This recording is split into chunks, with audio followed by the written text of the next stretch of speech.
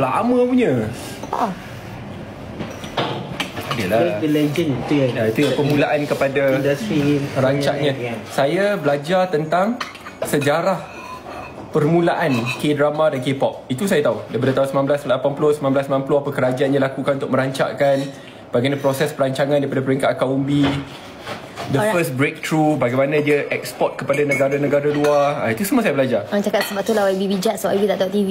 Itulah kita-kita yang tengok TV ni mungkin. Kita belajarlah sejarah di sebalik kejayaan negara-negara lain. Sekarang K-drama, K-pop, K-culture merupakan salah satu ekspor paling berjaya Korea Selatan ke dunia luar. Dia bukan setakat meningkatkan soal kewangan negara, tetapi soft power. Soft power ni sangat penting.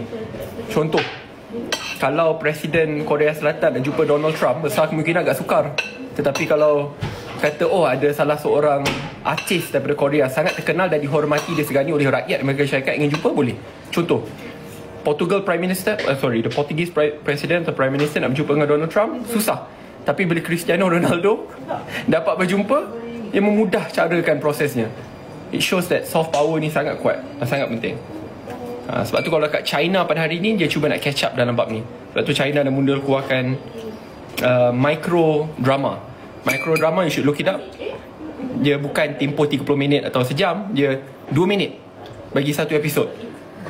So dia ada 9 episodes, 18 minutes, 2 minit kerana kita hidup dalam dunia TikTok, short video, short attention span. Saya dah cadangkan supaya Bella buat, tapi yelah, siapa nak dengar cadangan dan nasihat saya kan? Boleh.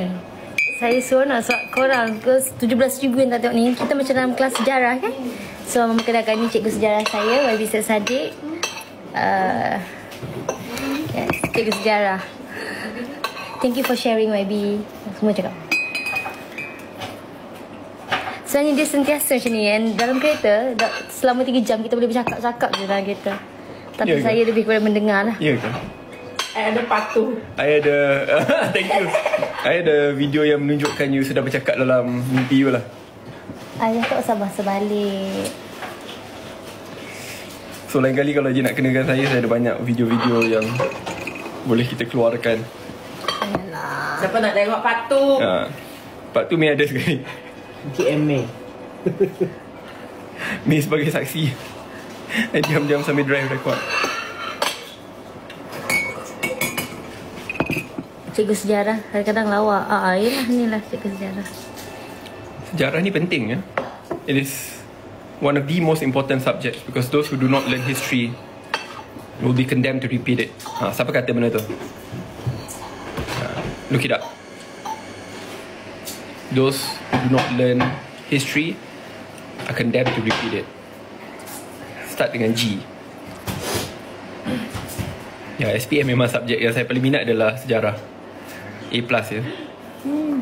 Tiba-tiba bangga kejap. Betul, Jok Satayana. Ada orang jawab betul. Saya sangat bangga. Kasih mini love macam, you boleh kasih love kat pengikut lah. Dia jawapan betul. Not easy, no? Find that name.